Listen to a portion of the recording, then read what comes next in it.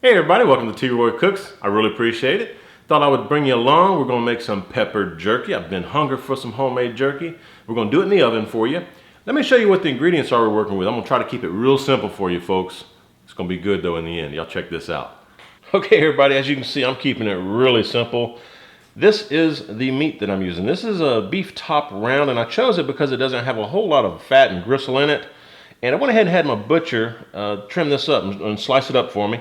If you're going to try to slice the steak yourself, or the roast yourself, top round would be an excellent choice. Flank steak would be excellent. But I've got this top round. You can use bottom round too, doesn't matter. Or eye of round will work fine.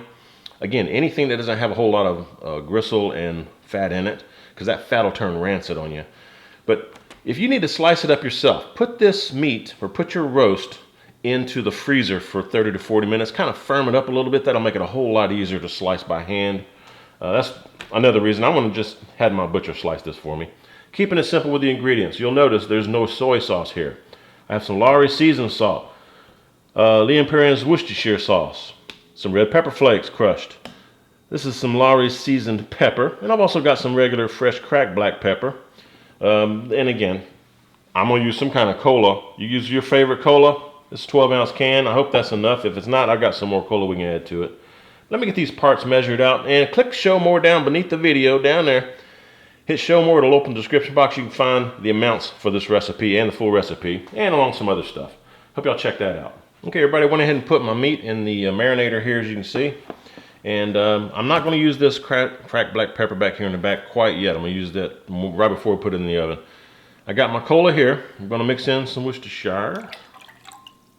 Okay, I'll throw in my seasoned salt. You can use any brand seasoned salt you want. That'll be fine.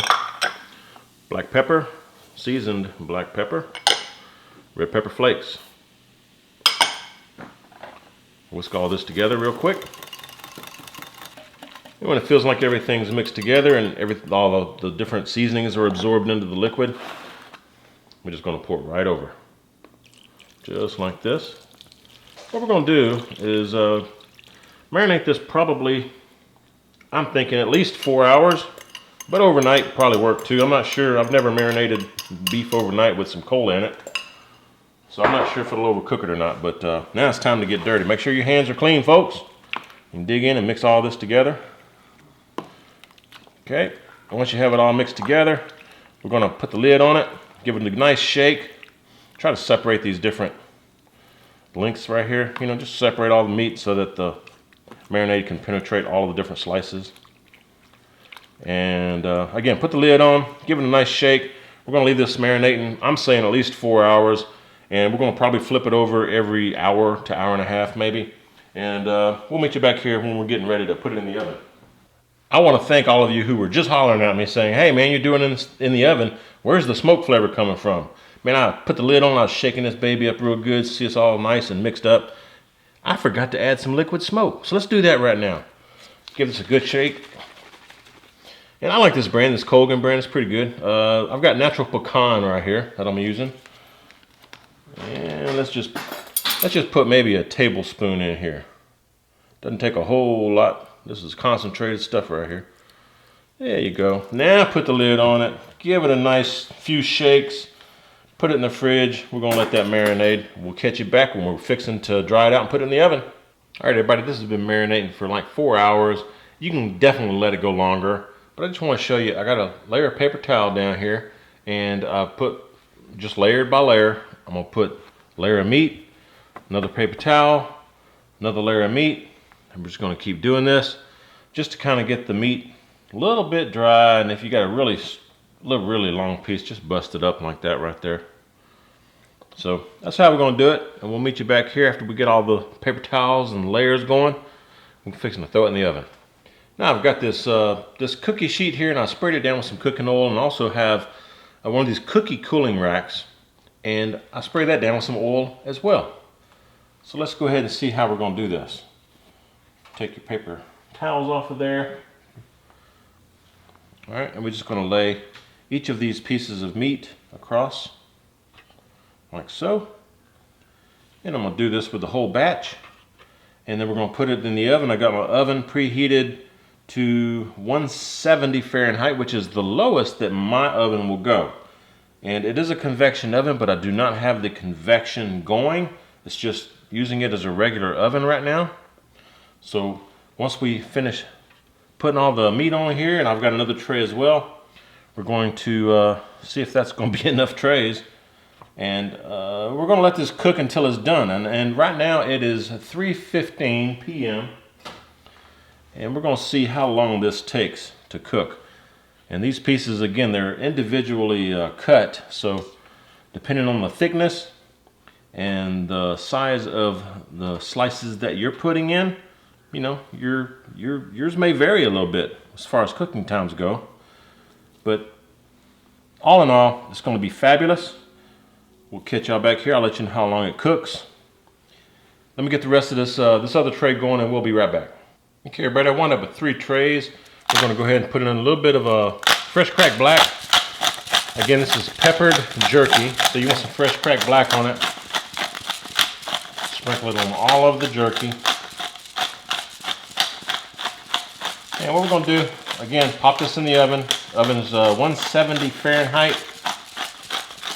Then I'm going to get this bottom tray right here, but I just want to show you real quick. See if I can show you what we got, what we're working with here.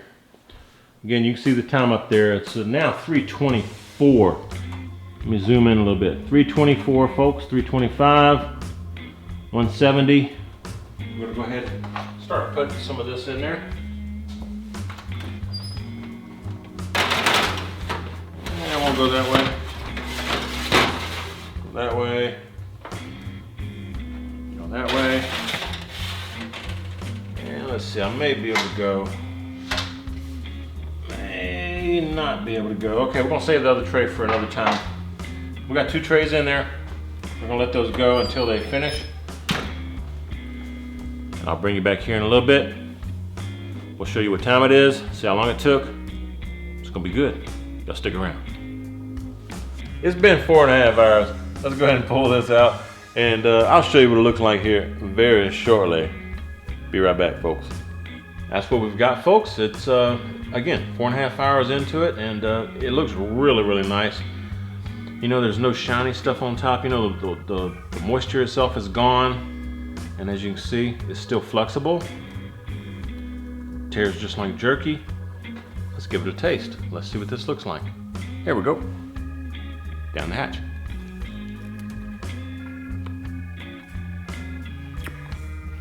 You get a lot of sweetness from that cola.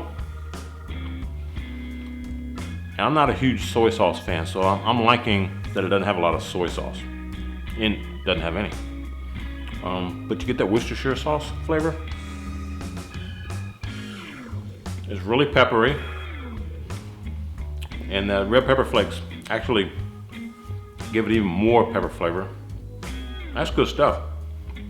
What do you think about it, Karen? I like that it's still tender and you don't have to yank it off with your teeth, that it's chewy. And it's peppery the way I like it. I think it's really good. That's a thumbs up. Thumbs up. That's good stuff, folks. Again, the cooking time depends on the thickness of your meat. So this is just something to judge it by. Really peppery. I love it. Hope y'all give it a try. Give me a thumbs up if y'all like this. Hope you share the video. And when you do, please tell all your friends that T-Roy cooks responsibly. Cheers, everybody.